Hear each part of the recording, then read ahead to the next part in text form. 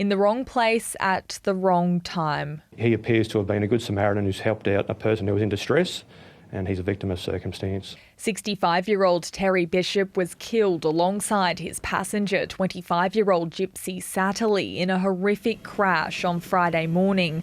The sole survivor, Rafferty Rolfe, has now been charged with 3 counts of murder. It was a dynamic situation and quite chaotic. Police allege that situation began on Thursday afternoon when a woman and her 3 children were carjacked in Gympie. It's alleged the stolen Isuzu then evaded police and was used to steal fuel. In the early hours of Friday morning, Terry Bishop was driving from Mackay to Brisbane for a wedding when he saw a distressed young woman on the side of the Bruce Highway at Federal. He stopped to give her a lift, but police allege he was then pursued by the stolen Isuzu. Police alleged Mr Bishop's car was twice rammed, causing him to spin around. He then briefly drove northbound in the wrong lane, colliding with another car driven by alpaca farmer Jessica Townley.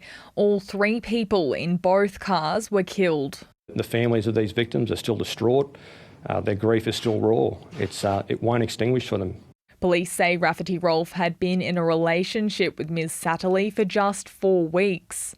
There may have been some dysfunction in that relationship. Police say no reported incidents between the pair had been brought to their attention, but detectives are struggling to understand the nature of their relationship, with some associates reluctant to speak to officers. For whatever reason, they won't engage the police.